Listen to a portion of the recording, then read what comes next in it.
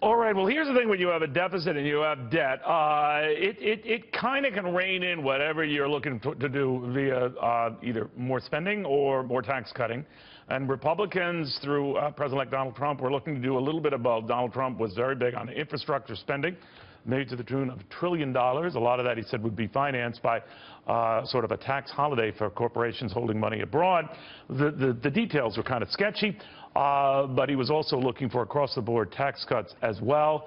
That seems to have been sort of watered down of late amid talk that everything and anything that they're banding about has to be kind of revenue neutral. You keep hearing that expression, first advanced by Mitch McConnell, the Senate Republican leader, who will have much to say about that. And then you have the added issue of Rand Paul saying that while he wants to junk Obamacare, he doesn't like the budget resolution means by which Republicans are entertaining doing just that, so he's against it because he says it will add to the deficit and the debt. Conservative commentator Gina Loudon, liberal commentator Danielle McLaughlin, Fox Business Network's Gerri Willis.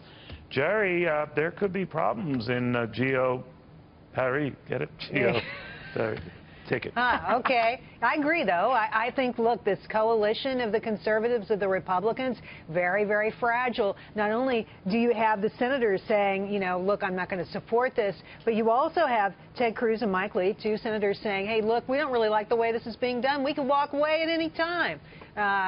So you've got to realize that the people standing behind the president-elect, it's a coalition of the unwilling in many cases, and it's going to be hard to keep them together. Gina, it is a box that Republicans find themselves in. The argument had been that they subscribe to something called dynamic accounting. Without getting too caught in the weeds here, as you know, it's the idea that tax cuts in particular bring you some, you know, boom for the buck down the road. It's just short term they can make deficits worse. Longer term, though, the oomph you get from extra spending and the like more than offsets that. But that does not appear, for the time being, to be winning the day. What do you make of that? Well, it's nice to hear a little bit of restraint, right? I mean, when's the last time we heard our bureaucrats, Neil, even discussing the concept of anything regarding restraint with our money? Let's not forget this is our money. They seem to forget that regularly. I'm not lying to you when I say that when you sent me this topic, I had to read it several times to understand what the problem is, that we're thinking before we're just spending, that we're trying to think of ways to make things revenue neutral and to make things to where they're not. Do you apply that, though, Gina, to tax cuts as well? Do you put that in the same camp as spending? No, not at all. Not at all. And it isn't in the same camp as spending. And I really think that people need to look at the real numbers and maybe learn to do a little bit of economics here and understand how our federal bureaucracy is used to functioning and that they're a little tone deaf on these issues. It's the American people spoke in November. Danielle, what do you think here? Because if you subscribe to the view the deficits are getting worse just by sheer size and doing nothing, they will get worse, and the debt will get bigger, then Republicans have already locked themselves into a corner, right? They're facing a problem that I think is probably unprecedented. You know, in Trump's speech in Gettysburg, you know, his first 100 days, he set out pretty forcefully that he would work on infrastructure, which is going to cost $1 trillion.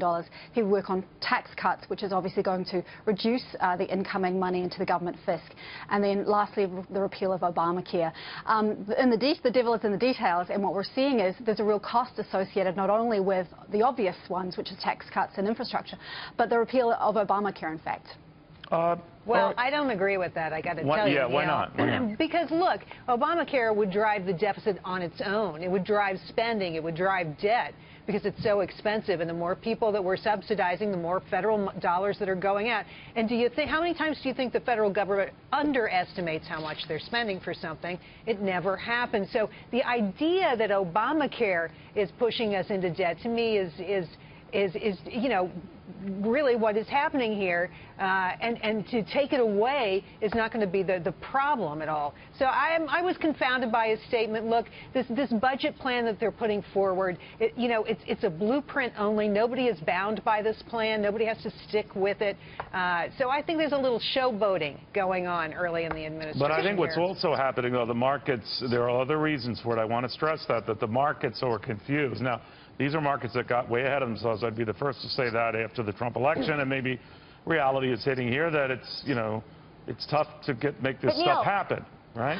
Go ahead, Gina.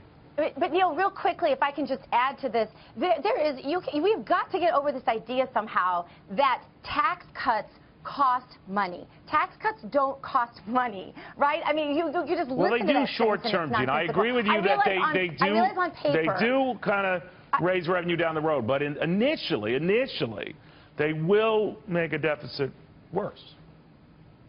Make a deficit worse, though, is different than costing money. And I think that a lot of times the Democrats and the big spenders want to put forth an idea that somehow tax cuts cost money, when in fact they don't. And I think if you look at what Donald Trump said he was going to do in the first 100 days, I think the #1 concern we know from the Politico survey that came out yesterday, #1 concern on everybody's mind is jobs, jobs, jobs. He's already created so many more jobs than any other president. It's unprecedented. That's where the concern is, and that's what he's focused on. Danielle, it is a little weird, though, for a lot of Democrats all of a sudden to have found deficit and debt religion, right? I mean...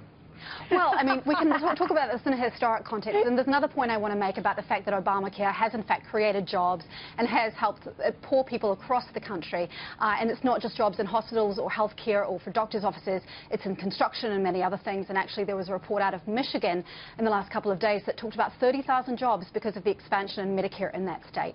But more broadly, if you go back to the Reagan years, that was when we really started to see deficits increasing, and certainly the national debt. Reagan tripled the national debt through a lot of federal spending, Star Wars and other defense spending, of course. But this is the irony was, though, Danielle, that you're quite right. Republicans took all that money coming into Washington and spent it. But the fact is that revenue was coming into Washington because of those tax cuts. No, absolutely. My point is just more broadly that we have seen this sort of exponential increase starting in the 80s through you know, Republican and Democratic But if we can presidents. get some real economic growth here, wouldn't that be a great thing? Absolutely, wouldn't that be a terrific thing? And I think this idea that we are going to support business instead of bashing it. We're going to be positive for people out there who want to make a success of themselves, by themselves. That's really the way to go. Well, there's plenty of small businesses out there who depend on these markets that have been created. I know people who have said, you know, children with pre-existing conditions, other things, small businesses doing their best and, you know, living that great American dream, who have really benefited from many of the things that Obamacare We're a long has done. way from done. I mean, this new Congress has just started. So some stumbles. We'll keep track of it all. Ladies, I want to thank you all.